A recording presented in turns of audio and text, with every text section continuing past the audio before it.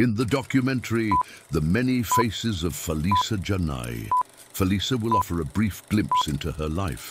Let's start the journey together. Man, the many faces of FaLisa JaNaye. Where do I begin? I never thought I would be doing this. This day right here is very special. I never thought in a million years I would be sitting here actually doing a small documentary of myself, where I come from, how I got started, who I am, what I've done, where I've been. This is crazy, but I'm gonna have fun doing this, and y'all just come along for the journey. I don't know what's gonna happen. I don't know how it's gonna end. All I know is we're getting ready to have some fun, and you all are about to get very intimate with FaLisa JaNaye.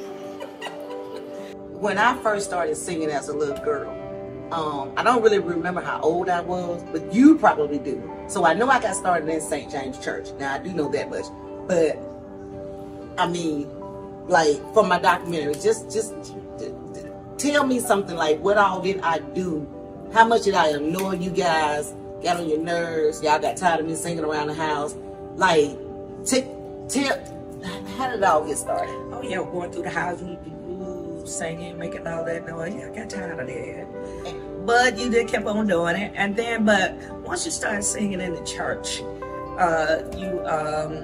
you started out in a little, I think it was the Sunbeam Choir, and then you would sing then with the choir. But after you started getting a little bigger, I guess about 8, 9, 10, something like that, then you would start doing little songs by yourself. And every time she go up to sing, she would always put me on the spot. She'll come up to the front and she'll be like, well, I'm gonna sing this song, but first I want my mama to come up instead of here with me. Did I used to cry all the time? Because I was scared, right? Not really cry, but I guess you was nervous or whatever. So she always wanted me to just come up there and just stand up there with her. I didn't have to sing anything I have to sing, but just come up there. And then once I came and stood up there, because I was shy myself. So once I came and stood up there with her, and then she would start singing, and she would sing the song. I guess that built her nerves up. So, mentioning my elementary school, yes, Crawford Elementary School. That's where I went to elementary school until they closed the school. Then, we went on to West Lowndes High School, which is Motley West Lowndes High School. But in elementary school, I did like a lot of fashion shows. We used to have talent shows, and I used to win, as a kid. Little did I know, once I grew up, that I was going to become a world-around international singer, because I never saw that coming, When growing up in church, when they tell you, in church they say, sing, you sing it, you really don't know what key you're singing in. Musicians play by ear, so they just, follow you. And so in school, I started singing in school. I used to get on my teacher's nerves, the kids' nerves, because I used to want everybody to hear me sing. And growing up, when I got to high school, and that's where I met Clarence Weatherspoon, and I. We're from the same little town, Crawford, Mississippi. And we went to school together, rode the bus together. Little did I know, years later, I think 2003, 2004, I would be like working for him along with the Crawford Boys under 3535 production. When he retired from the NBA, he took us under his wings, and they were young men, growing into their manhood. And then I came from Germany and I got with them. Like, so it was like, for me, it was like elementary school, high school, and then I got married, left home, had babies, came back, and then I started performing with my brothers and my cousins, the Crawford Boys.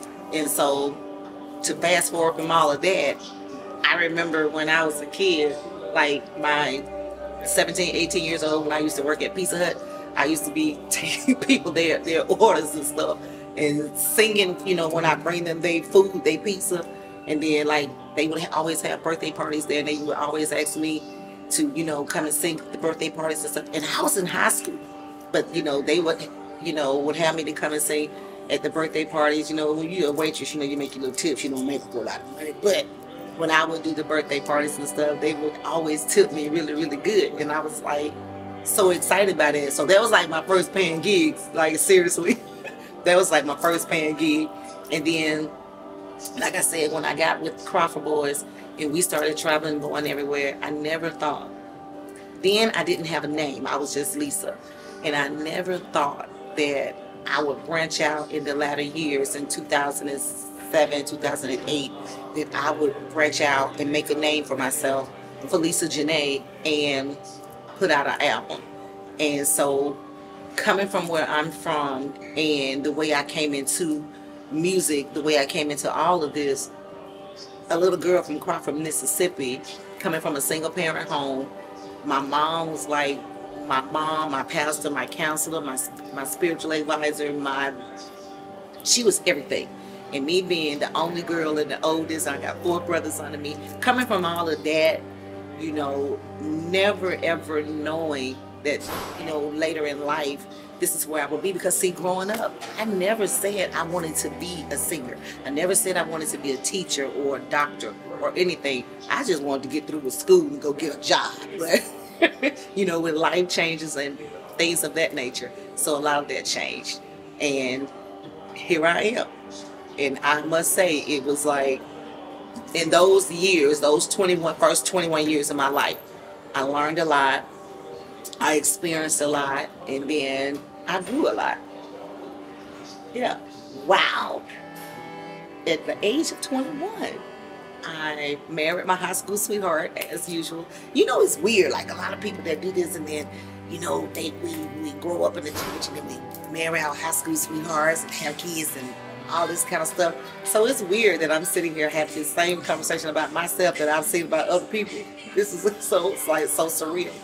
But I got married at the tender age of 21, and my mama thought I was pregnant when I got married, but I wasn't. We tried to tell her, you know, that I wasn't pregnant. So, and for our 1-year wedding anniversary, we got married December 14th, 93. And for our 1-year wedding anniversary, we were celebrating it with a 3-month-old baby, which is our daughter, Shanice Lane. And 4 years later, our son was born, PJ.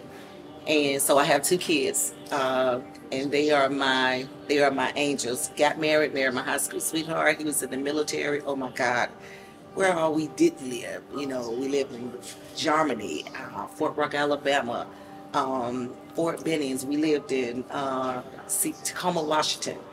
Lord, I've lived so many places because, you know, traveling in the military, you know, every 3 years you're moving, you're going somewhere.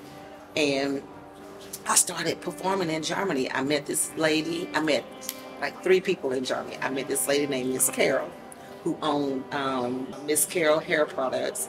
And she introduced me to the guy named Roland Wilson. And Roland introduced me to fashion. Roland introduced me to fashion, makeup, and heels. This is so weird because I was such a tomboy. Like, I wouldn't wear makeup. I used to just wear eyeliner and lipstick. And so when I met Miss Carol, she introduced me to hair weaves. I didn't know anything about it. And she started doing my hair. She introduced me to Roland.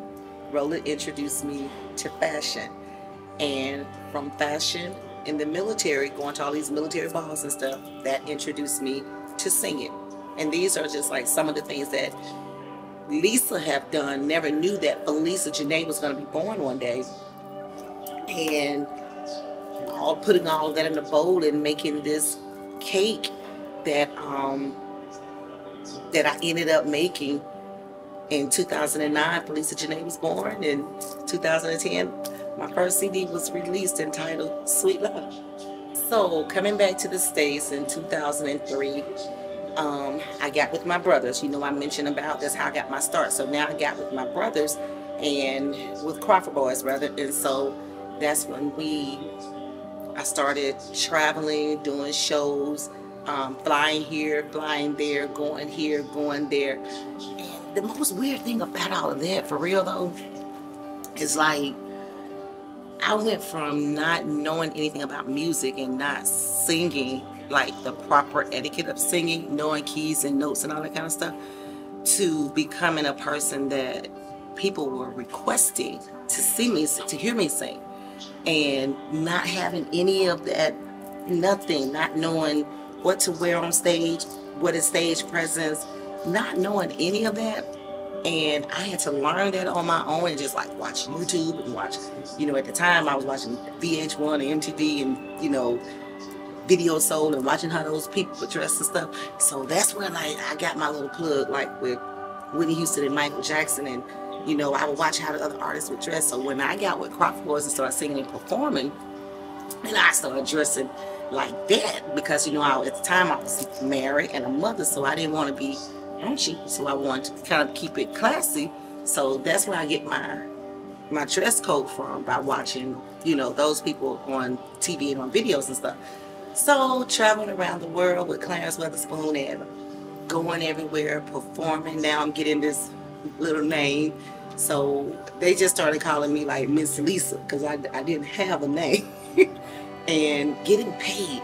Man, the first time I got paid a big check was $900. You couldn't tell me. You couldn't tell me nothing. We were doing shows, like I said, all over in Hattiesburg, New York, Miami. We did shows we did a show in West Point, Mississippi at the is it the Oasis? At the Oasis. And that was my first time performing at home. And man, the love was just so real. So with Crawford Boys, I got a lot of my training, I got a lot of teaching and understanding the business because I didn't know anything about it. So once I got all of that with them, and then fast forward to 2006, 2007, I had a real job. I was working at for Hyundai in Enterprise, Alabama. I was working for them, and on weekends I would, be back and forth, flying back and forth, driving back and forth with Crawford Boys. So when in 2006, when I started to do my own thing, because I ended up leaving Crawford Boys, I ended up coming off the road, going home, being a wife, being a mother, and I went back to church. I went back to my roots at Delville Christian Fellowship in Delville, Alabama. And I got back in the choir, started singing and stuff. But then, you know how it is when you get bit by the love bug? I got bit by the music bug. So it was in me, and it was like I had to get something out of me. So fast forward to 2009, now we're in Washington. And I created FaLisa JaNaye. And I took my first flight to Memphis, Tennessee. I met Lerone Powers in Memphis, Tennessee, 2007, 2008. And he wrote my first blues song that I ever recorded. First song I ever recorded in my life, You Won't Miss Your Water. But to piggyback off of Lerone, to my cousin Cadillac Dunn, rest in peace, we all came from the same camp of the Crawford Boys and 3535 Production. Actually, Cadillac Dunn started out with Crawford Boys. He was a school teacher. And he started out with Cadillac, with our Crawford Boys. He was their photographer. And J Money was like the hype man for the, from the Crawford Boys. It was Rush, E, Cadillac Dunn, J Money, who goes by Mr. Rogers now, and myself, and Stick, Polo, and Mo. I was like the only female, like all those old songs that y'all heard back in the day, like Butt Naked, Love Man, and Ballin', all of those songs. That's my voice that you hear on those songs. That's where I was introduced to singing hooks in the studio, and then to fast forward to get with Gerald, with Lerone Powers, and then that's when I was introduced to the blues market. So, like, coming from like a rap group, and to forming FaLisa JaNaye and becoming a blues solo artist, that was amazing. Coming from all of that, I learned so much by doing all that different types of music, because I never knew like exactly what I could sing, how I could sing. I never knew none of that. So being around those guys and being around all those different people, I learned so much. And then when I got to Memphis with Lerone Powers and Blue, and Mr. Mitchell before he passed, because I got a chance to meet Pops before he passed, right before he was honored for the BET honorary award. You know, he gave Al Green his name, his platform. So it was an honor to meet him and work with Boo being my engineer and working with LaRome writing my first 3-4 major songs on the Sweet Love album, and getting that experience and that love from them in the same studio as Al Green when he recorded all of his old stuff, you know, back in the day, Love and Happiness and all of his hit songs that he did early on. So yeah, I got all of that. My life is a whirlwind. When I tell you it's so much and we're shooting this right here live, raw, just going off of memory. Um, I have so much closed in me and so many things that I've done and that I want to share and put out. And I hope that the people will like it and, and someone will see it and say, hey, if FaLisa can do it, then I can do it. Or say, hey, I didn't know FaLisa had did all of that. Or, how did she do that and remain the way she is now? Because where I live now, people say, you're so humble and you came back home. Man, it ain't nobody but God. It ain't nobody but God. And that's the emotional part. To be continued.